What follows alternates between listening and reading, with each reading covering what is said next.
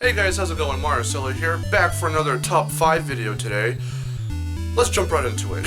Music is just as important of an aspect in a game as anything else in my opinion. And one of the things I look for, and you can see this in Trash Talk on Westside Studios, is that I really look for the music. If the music's memorable, if it's awesome, if it's catchy, if it's memorable, did I just say memorable? I hope I did. If it's memorable, then yeah, that makes for an awesome soundtrack. So today, these are my top 5 favorite video game soundtracks. Without further ado, here we go. Oh, also real quick, I have 2 rules to this top 5 list. No licensed music, so nothing like the Tony Hawk games, for example, will be here because I can't exactly play those songs in this video. And only 1 game per franchise. So, those are the 2 rules to consider for this top 5 list. And with that out of the way, let's get started.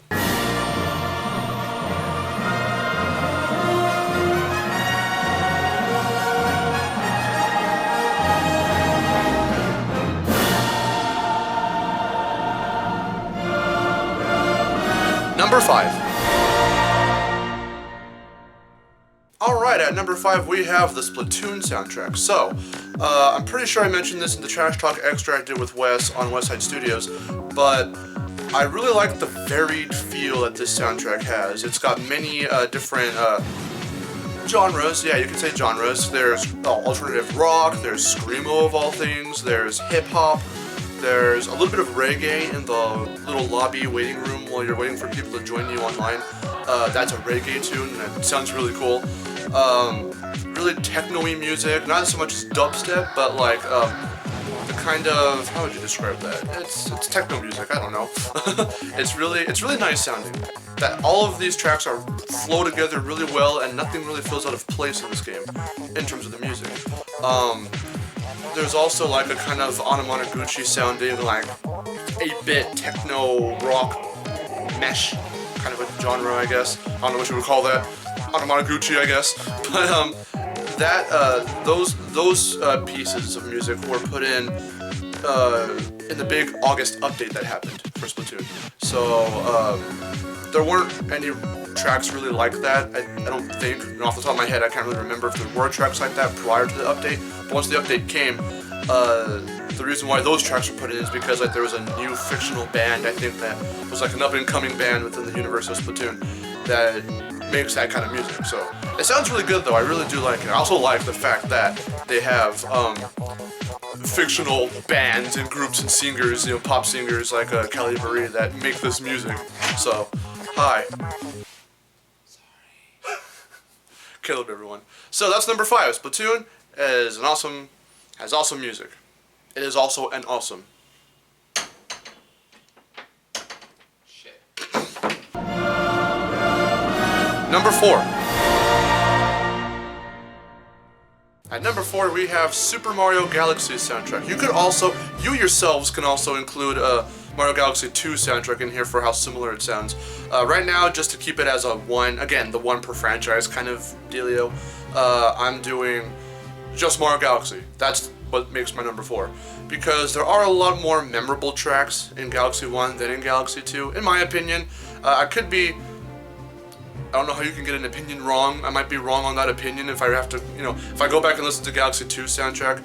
But I find that Galaxy 1 is a little more like enjoyable, way more atmospheric, I guess, in terms of, well, this is the first time Mario's, had this kind of music. It's orchestrated, which is really awesome. This is the first time it was orchestrated. The Mario series had a fully orchestrated soundtrack. So I actually own the first soundtrack as well. I'm pretty sure I showed it off in episode 40 of Trash Talk. But I really want to get the second soundtrack, the second game soundtrack. But I do have the first game soundtrack on a physical CD that I got online? Or Nintendo, Club Nintendo? Online. It was online. It was like on Amazon or something. Anyway, so yeah, it's very atmospheric, and Miyamoto himself wanted to capture the vastness of space, not just in the gameplay and in the aesthetics, but also in the music. So that's why the music is fully orchestrated, and that's really awesome. So not all the tracks are fully orchestrated. There are still some synthesized tracks that were done in a program, but for the most part, there's videos. I'll probably link like at least one down below. There are videos on YouTube of the group, the orchestra, performing, and it's so awesome to watch them perform.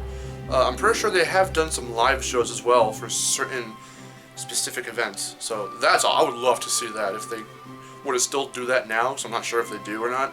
Probably not, but I don't really know. I would love to see that, like, live. That would be, like, amazing. So, yeah, with that, number 4, Super Mario Galaxy. Or Galaxy 2 if you want. So, I'd always give a thumbs up. Don't know why. Number 3. At number 3, we have Shantae and the Pirate's Curse. And, wow, I've just been on a Shantae high lately. I've been playing the hell out of Pirate's Curse, and it's so fun. Out of the 3 games, with the 4th one on the way, but with the 3 games in the series right now, Pirate's Curse is my favorite, hands down. And Jake Kaufman, I have to give him applause because this soundtrack is so fucking badass with how it sounds. It's just, you know how, like, which is not a bad thing what I'm about to say, but, like, of course not, but it would usually help if composers who do music for games like this have the music match the environment you're in. So you got temple music, or you can have a temple in the game, so really temple-y with the tribal drums or whatever kind of music.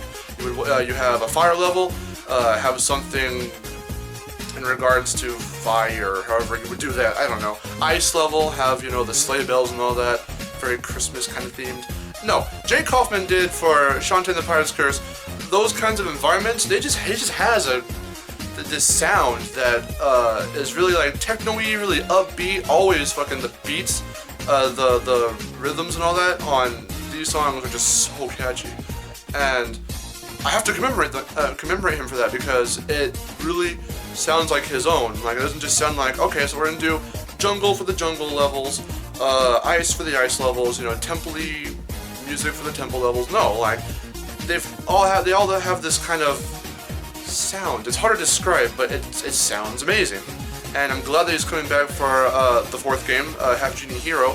And I listened to a few of those tracks, and they're awesome. The ones that they've released so far that people have kind of ripped from whatever so far, it sounds awesome. So, yeah, I am just excited for Half Genie Hero. Pirate's Curse is awesome. So, Jake Kaufman, you're awesome.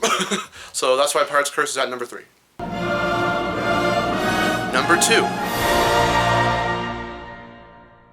I know I set rules, I'm not supposed to break them, I'm kind of breaking it here, but all 3 of the games, the Legend of Spyro trilogy, has to go to number 2, because of how, like Mario Galaxy, how atmospheric it all sounds. And the composers of the entire trilogy were Gabriel Mann and Rebecca Newell from Spyro Mouth, and oh my god, I love the sound and the atmosphere and the tone of this reboot.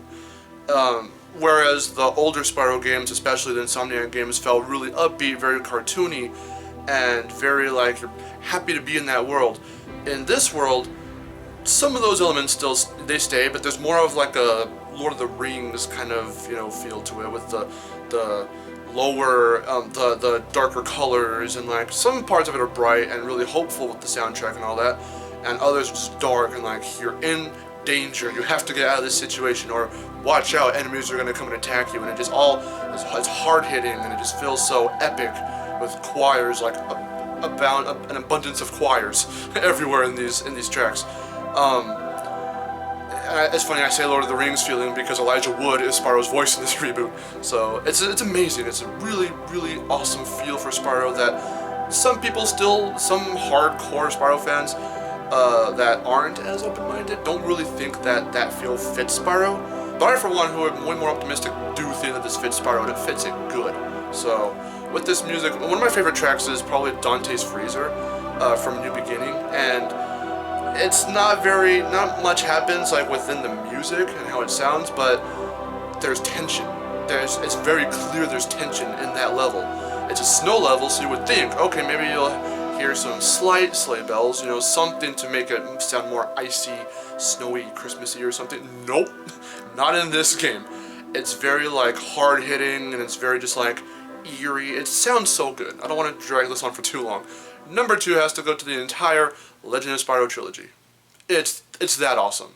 And my number 1 favorite video game soundtrack is And for number 1, Crash doesn't have to always make my number 1, but this time he has to. Crash Twinsanity soundtrack. I love it. I love it so much. It's funny that I mentioned, Rebecca Newbola and Gabriel Mann in the last, in number 2 with Legend of Spyro, because they are both part of Spyro Mouth, which is an a cappella group, and they're the ones that did this soundtrack. And it's so unique. It fits Crash with the wackiness and the cartooniness of Crash, and it's awesome. Spyro Mouth introduced me to a cappella, and that's what got me into a cappella, and that's really one of the only reasons why I watched, Pitch Perfect and Glee and all that for the acapella, because I just love the sound. And what people can do with their voices, that's how I got into Mike Tompkins, and he's amazing, and Pentatonics, and Noda, and all of them, those groups are awesome. But Spyro Mouth has this kind of sound to them that is them. You hear that sound, and it's Spyro Mouth. So, you could argue, it's not real a cappella because they distort their voices way too much to sound like the instruments they're trying to be. They can't do it naturally. First off, how can you do those sounds naturally? Second off, I think it adds more, I guess you would say atmosphere or so, or more authenticity, I guess, to what they're trying to bring out. Why invest so much in getting all the instruments to make the guitar noise, the guitar, for, to play the guitar for these tracks, when you can just distort your voice to be the guitar? I don't know. It sounds really, really awesome, and I've always wondered how to get that electric guitar voice out of you, out of your sound, out of your voice. But besides that, this track it's all memorable. It's all, it sounds good, it's catchy. And again, it's unique. So this game, another round of applause for this game. Spyro Mouth is awesome. Crash Twinsanity is a really fun-ass game. Also, I want to mention really quick, speaking of Spyro Mouth, I'm pretty sure I'm still, not to brag, it's kind of fact right now, I'm pretty sure I'm the only one who has the entire album up, but Spyro Mouth did release an album in 1999. It's a self-titled album, and it's their only album as well. On a very old channel I don't use anymore, I don't do work on anymore, Painbusters 316, I'll have it linked down below. I have a playlist of all the tracks from that album, and I'm pretty sure I'm the only one so far who has still done that. I did that back in 2009, and I'm not sure anyone else has put up the full. Some people have some of the tracks, but I don't think anyone's put up the entire album. So if you want to hear that album, go over to Painbusters 316 and check out that playlist, because yeah, it's awesome. Again, more thumbs up to go around for everyone, but Spyro Mouth is very awesome. So you might have seen I have no honorable mentions segment. I don't know how many top 5s and 10s I'm going to do that for. But with that, that's my top 5. I have many more videos planned for the top 5s and top 10s. Hopefully you guys, I wouldn't really say agree with the list, but I hope that you guys get to listen to these soundtracks if you haven't before. They're awesome. Just letting you know now, at least in my opinion. Hopefully you can get a feel for those soundtracks and then judge them on your own terms. But in my terms, these are some really awesome, really memorable, really atmospheric, some of them epic soundtracks. So with that, I don't want to ramble on anymore. Here are some links right here to what, I don't know, the Crash fan film Kickstarter, I guess, is right here. I'll give you some time. Click on that video. What else can I link? Spyro Mouth. There you go. I'm giving more Spyro Mouth to you guys. So, if you don't want to go to Painbusters 316, this link still takes you to Painbusters 316, but here's Wanna Be Starting Something. Awesome. They do covers, they do, they have their own original tracks. Gabriel Mann also, just to throw this out there, Gabriel Mann also has a couple of his own albums floating about, so you can hear his tracks somewhere. I don't have a link for that, but search up Gabriel Mann, the musician, not the actor, because the actor always comes up for some reason. I guess because he's more known than Gabriel Mann, the musician. Gabriel Mann, the musician also, I'm just going to call him that, I guess, sorry, but Gabriel Mann, the musician also, okay, here, link. Before Katy Perry was very well known, he did, it's called Silent Fart. It's a parody on Silent Night. So, he did that with Katy Perry. It's funny as all hell. You need to watch that. Besides that, okay, the link is now gone. Okay, so besides that, see you guys later. Take care, and I'll see you in the next video. Oh, speaking of which, Crash Twinsanity. Yeah, so the voting is now over for the walkthroughs on this channel. Crash Twinsanity is up next. So, G-Man Rocks, you're the only one that voted for any of the games that I had in, from the Crash walkthrough. So, Crash Twinsanity is up next. See you guys later. Take care.